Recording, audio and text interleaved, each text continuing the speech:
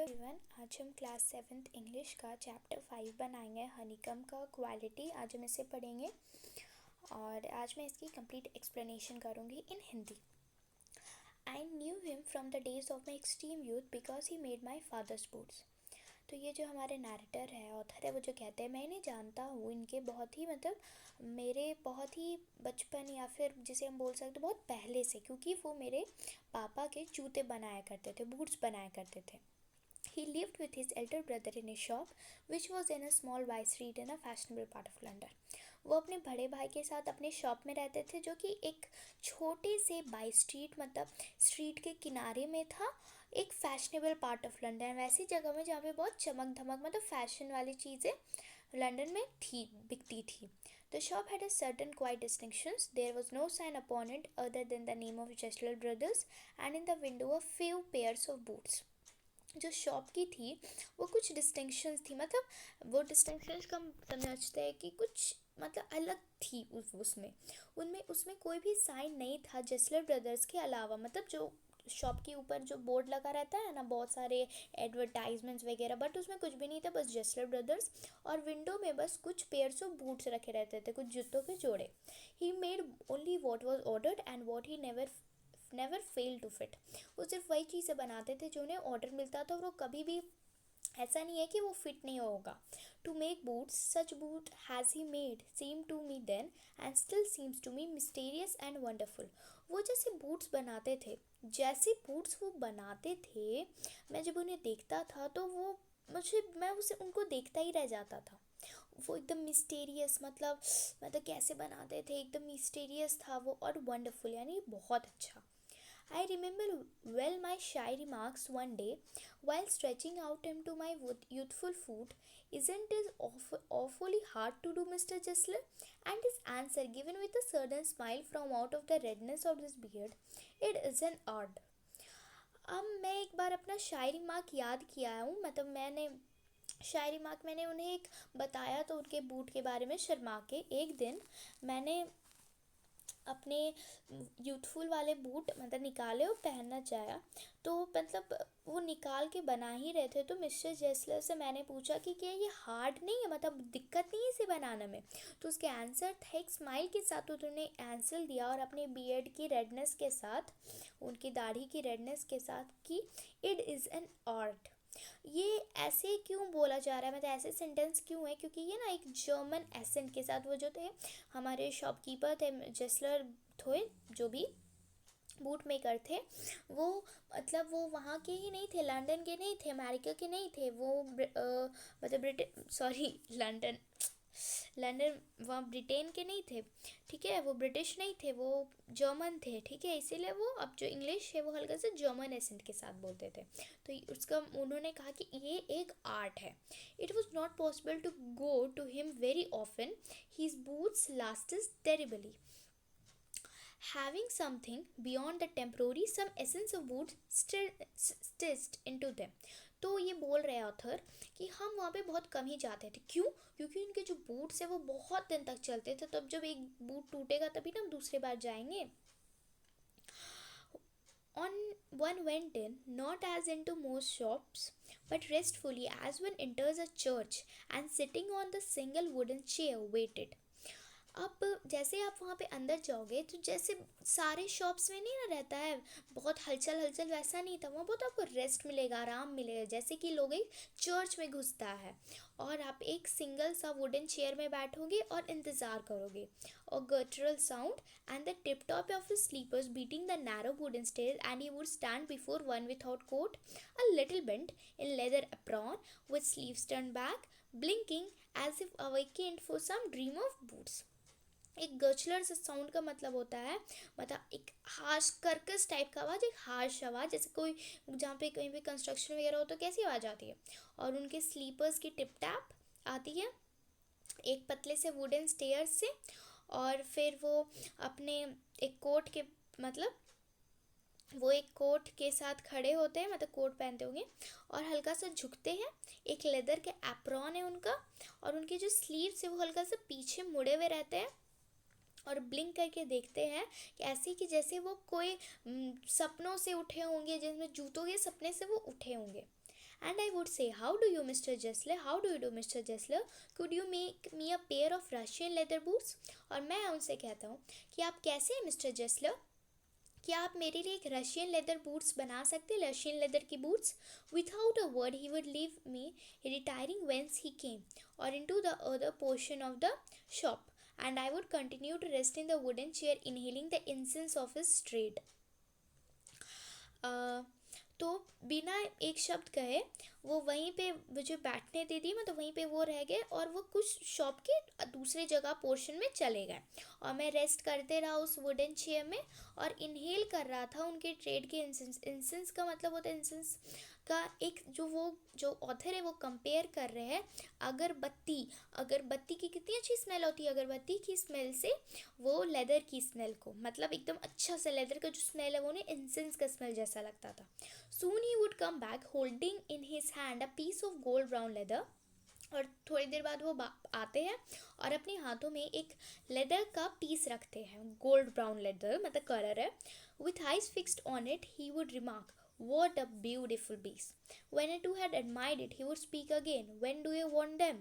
And I would answer, "Oh, as soon as you conveniently can." He would say, "Tomorrow fortnight." Or if he were his elder brother, I will ask my brother. और फिर अपने आँखों को एकदम उसी पे leather पे देखते हुए कहते हैं कि क्या एकदम सुंदर सा पीस है, कितना सुंदर पीस है. जब मैं भी उनकी बातों में कहता हूँ हाँ बहुत अच्छा है, तो वो फिर से बोलते हैं कि आपको ये कब चाहिए, when do you want them, मतलब when do you want them. तो मैं आंसर देता हूँ, ओह आप जितना से जल्दी कर सकते हो. तो फिर वो कहते हैं टुमारो फोर्टनाइट, कल रात मतलब कल. तो और अगर वो उनके एल्डर ब्रदर रहते हैं, बड़े भाई रहते हैं, तो उनके बड़े भाई बोलते हैं I will ask my brother, मैं अपने भाई से पूछ के बोलता हूँ. Then I would murmur, thank you, good morning mister Gessler. Good morning, he would reply, still looking at the leather in his hand, and I moved to the door. I would hear the tip tap of his slippers going up the stairs to his dream of boots. फिर मैं हल्का सा मुरमुर करता, मतलब मुंह में बोलना हल्का सा थैंक यू और फिर गुड मॉर्निंग मिस्टर जसलर, और फिर वो भी गुड मॉर्निंग रिप्लाई करते हैं मुझे और वही लेदर वो अपने हाथ में एक लेदर को अपने हाथ में लिए हुए उसे देखते हैं.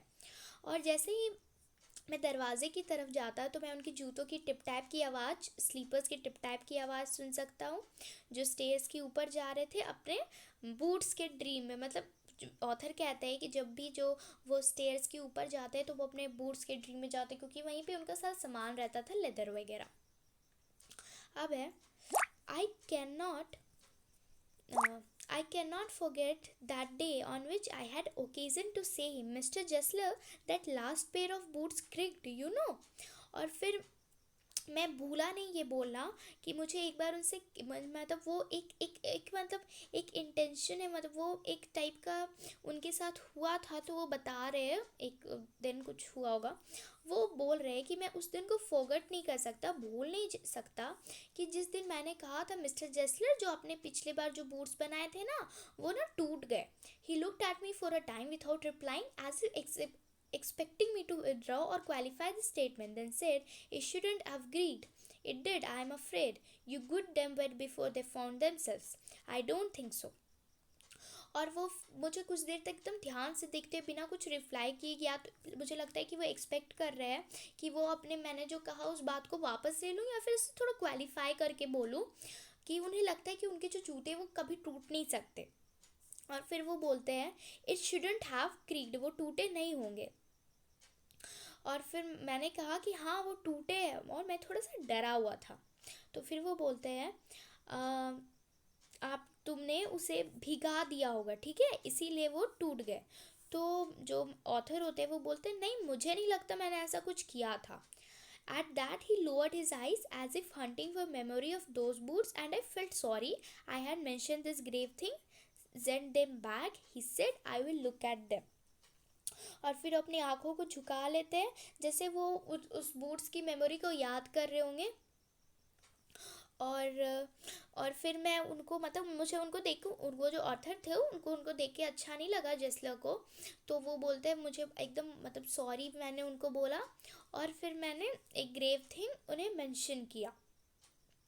तो जो जेस्लर है, मिस्टर जेस्लर, वो बोलते हैं सेंड देम बैक, उन्हें वापस दे दो, मैं उन्हें देख लूँगा. Some boots, he continued slowly, are bad from birth. If I can do nothing with them, I can take them off your bill. तो वो बोलते हैं जो कुछ जूते होते हैं ना, वो शुरू से ही ख़राब होते हैं. अगर मैं उनके साथ कुछ नहीं ना कर पाऊँगा तो मैं तुम्हारा बिल जो है, पैसे जो तुमने पे किया तो मुझे वापस कर दूँगा. Once only, I went absent-mindedly into his shop in a pair of boots bought in an emergency at some large firm.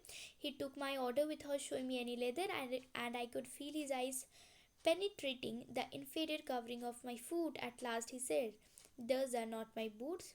और सिर्फ एक बार मुझे याद है कि ना, मैं बहुत ही मतलब खुशमिजाज उनके शॉप से बाहर नहीं आया था जैसे मैं हमेशा आता था.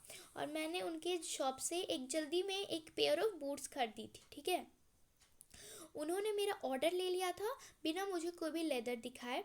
और मैंने देखा कि उनकी आइज़ को पढ़ा कि जो उनके आइज़ में मतलब कि वो, और फिर वो बोलते हैं कि और इन्फेरियर कवरिंग ऑफ माई फूट, मतलब उन्हें लगता है कि मेरे पैर में अजीब टाइप का क्या पहना हुआ है.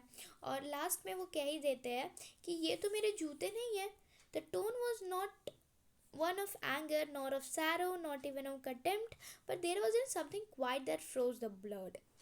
जो उनकी बोलने की आवाज़ थी वो गुस्से में नहीं थी, नम में भी नहीं थी, मतलब दुख में भी नहीं थी, ना ही कॉन्टेम्प्ट में थी, पर ना कुछ ऐसा उनकी आवाज़ में शांति था जो आपकी खून जमा सकती थी. He put his hand down and pressed a finger on the place where the left boot was not quite comfortable. उन्होंने अपने हाथ को नीचे रखा और एक मेरे फिंगर को एक प्रेस किया और उस जगह पे जहाँ पे जो लेफ्ट का बूट था वो ना, वो थोड़ा कंफर्टेबल नहीं था. It hurts you, dear, he said. Those big fimes, oh, no self-respect. And then, if something had given away within him, spoke long and bitterly. It was the only time I ever heard him discuss the condition and hardships of his trade. तो वो बोलते हैं कि आपको यहाँ पे ये चोट पहुँचा रहा होगा. ये जो बड़े बड़े फाइम्स होते हैं, बड़े बड़े कंपनीज होते हैं ना, उनका कोई सेल्फ रिस्पेक्ट नहीं होता. और अगर उनसे कुछ, अगर उनको कुछ बोलने जाओ तो बहुत बड़ा बड़ा लंबा लंबा और कड़वा सुनाने लगते हैं. और वो जो ऑथर कहते हैं, ये सिर्फ ही एक समय था जब मैंने उनको अपने उनकी कंडीशन और उनकी दिक्कतों के बारे में सुनते सोचा था, उनकी ऑक्यूपेशन ट्रेड के बारे में. They get it all, he said. They get it by advising, not by work. They get it away from us who loaf our boots. It comes to disciplinedly. I have no work. Everywhere it gets less, you will see. And looking at his lean face, I saw things I had never noticed before. Bitter things and bitter struggle, and what a lot of grey hairs there seemed suddenly in his red beard. मतलब वो बोलते हैं वो सारे चीज़ जो है, जिसले बोलते हैं, वे जो सारे चीज़ हैं ये लेते हैं वो सिर्फ प्रचारों से लेते हैं, एडवर्टाइजमेंट से लेते हैं, अपने काम से नहीं. वो हमसे ले लेते हैं, ठीक है. और जो हमारे बूट्स को लव करते हैं, ठीक है. और हर साल ये मतलब मेरे पास, मतलब वो बोल रहे हैं वो हमसे ले लेते हैं और हमारे बूट्स को छोड़ देते हैं. ठीक है, मतलब हमारे जो अच्छे अच्छे बूट्स बनाते हैं वो कोई काम में नहीं आ रहा है, क्योंकि जो बड़े बड़े कंपनीज है तो वो अपने हार्डशिप्स के बारे में बताते हैं. हर साल ये कम होते जा रहा है, आप देखोगे. मतलब और उनकी जो लाइन लेंथ फेस थी, मैंने उनमें कुछ ऐसा चीज़ नोटिस किया था. ऑथर कहते हैं कि मिस्टर जेस्लर के चेहरे में जो कुछ ऐसा बिटर थिंग्स, कड़वे चीज़ें नोटिस किया था जिसे और उनकी जो बिटर स्ट्रगल थी, वो जो मैंने ये पहली बार नोटिस किया था, जो उसके पहले मैंने कभी भी नहीं देखा था. As best I could, I explain the circumstances of those oil omened boots, but his face and voice made so deep an impression that during the next few minutes I ordered many pairs. They lasted longer than ever, and I was not able to go them nearly 2 years. और मैं जैसे जितना मैं अच्छे से कर सकता था तो मैंने उन्हें एक्सप्लेन किया. वो जितने भी ओल्ड ओमेंडेड बूट्स, मतलब बेकार बूट्स थे, उनकी जो बातें थी मैंने उन्हें थोड़ा समझाया. पर उनकी जो फेस थी और वॉइस थी वो मुझ में बहुत ज़्यादा एक इम्प्रेशन सी छा गई थी. ठीक है, कुछ मिनट बाद मैंने बहुत सारे बूट्स के जोड़े ऑर्डर किए और वो ना बहुत दिनों तक चले. इसीलिए मैं 2 साल तक लगभग उनकी शॉप में वापस नहीं जा सका. It was many months before my next visit to his shop. This time he appeared to be his elder brother handling a piece of leather. अब ये बहुत मतलब बहुत ही महीने हो चुके थे उनके नेक्स्ट विजिट में शॉप में, 2 साल बाद गए थे। तो मैंने उनके एल्डर ब्रदर को देखा, बड़े भाई को देखा, जिनके हाथ में एक पीस ऑफ लेदर था। Well mister Gessler, I said, how are you? He come close and peered at me. I am really well, he said slowly, but my elder brother is dead. Well mister Gessler, मैंने आपको कहा कि आप कैसे हैं। वो मेरे पास आए और मुझे बोला कि मैं तो प्रिटी वेल हूँ, मैं अच्छा हूँ। पर वो धीरे से कहा उन्होंने, पर मेरे जो बड़े भाई थे उनकी डेथ हो चुकी है। And I saw that it was Indeed himself, but how aged and wan, and never before I heard him mention his brother. Much shocked, I murmured, oh, I'm sorry. मैंने उन्हें देखा और उनको देखा कि वो कितने मतलब बड़े हो चुके हैं, मतलब बूढ़े हो चुके हैं। और मैंने इसके पहले उन्हें कभी सुना भी नहीं था कि कोई मेरे भाई के बारे में बोलते हैं। बहुत ज़्यादा मुझे शौक हुआ और मैंने मुरमुर के अपने मुंह में ही बोला, ओह मुझे माफ़ कर दीजिए। Yes, he answered. He was a good man, he made a good blood, but he is dead. And he touched the top of his head where the hair had suddenly gone as thin as it had been on that of his poor brother to indicate, I suppose, the cause of his death. Do you want any boots? And he held up the letter in his hand. It's a beautiful piece. तो हाँ, उन्होंने answer किया, वो बहुत अच्छे इंसान थे, वो बहुत ही अच्छा बूट्स बनाया करते थे, पर अब उनकी डेथ हो चुकी है। और जो मिस्टर जेस्लर है वो अपने सर के ऊपर छूते हैं, जहाँ पे जो हेयर है वो मतलब अचानक से मतलब जा ही चुका था, उनकी बाल उड़ चुकी थी। और वो उस पर अपने बोलते हैं, मेरा प्यारा भाई, मतलब उनको बहुत दुख होता है उनके ब्रदर के जाने का, पुअर ब्रदर इंडिकेट करते हैं। और बोलते हैं कि आई सपोज़, मैं सपोज़ कर सकता हूँ कि क्या उनकी डेथ की कॉज क्या है। तो उन्हें नहीं पता था कि उनके जो एल्डर ब्रदर की डेथ हुई है इसकी कारण क्या है। फिर वो बोलते हैं कि आपको कोई भी बूट्स चाहिए, और अपने हाथ में जो लेदर था वो दिखाते हैं और बोलते ही, इट्स अ ब्यूटीफुल पीस, ये बहुत अच्छा पीस है। I ordered several pairs. It was very long before they came, but they were better than ever. One simply could not wear them out, and soon after that I went abroad. मैंने बहुत सारे boots के pair order किए। अब फिर से बहुत दिन हो गया था, ठीक है, वो बहुत दिन चले और वो पहले से भी बहुत अच्छे थे। ठीक है, तो मैं ऐसे नॉर्मली उन्हें नहीं पहन पाया। मैंने तो बहुत सारे बूट्स जो ऑर्डर किए थे तो उनमें से जो ऑथर थे वो बहुत सारा पहन भी नहीं पाए, और कुछ ही दिन बाद वो अब्रॉड चल गए, विदेश चल गए। It was over a year before I was again in London, and the first shop I went to my was my old friends. I had left a man of 60. I came to one of the 75 Pinston one, who generally this time did not at first know me. अब लगभग 1 साल बाद मैं फिर से London आया, तो मैं जो फर्स्ट शॉप पे गया वो मेरे एकदम मतलब एक ओल्ड फ्रेंड का था। मैंने वहाँ पे एक 60 साल का इंसान मतलब छोड़ा था जब मैं गया था अब्रॉड, और मैंने जब आया तो एक 75 ईयर्स ओल्ड एक इंसान मुझे वहाँ पे दिखा, और वो जो इंसान था वो मुझे जान भी नहीं रहा था। फिर वहाँ पे बोलता है, do you want any boots? He said, I can make them quickly, it's a black dime. तो फिर वो बोलते हैं जो भी इंसान थे कि आपको कोई बूट्स चाहिए, और मैं उन्हें बहुत जल्दी बना दूंगा, ये एक ब्लैक डाइम है, ठीक है, ये एक स्लैक टाइम है, सॉरी स्लैक टाइम है। I answer, please I want boots around every time. तो मैं आंसर करता, हाँ ज़रूर मुझे जितने टाइप के बूट्स बना सकते हैं सब दे दो। I had given those boots up one evening they came. One by one I tied them on.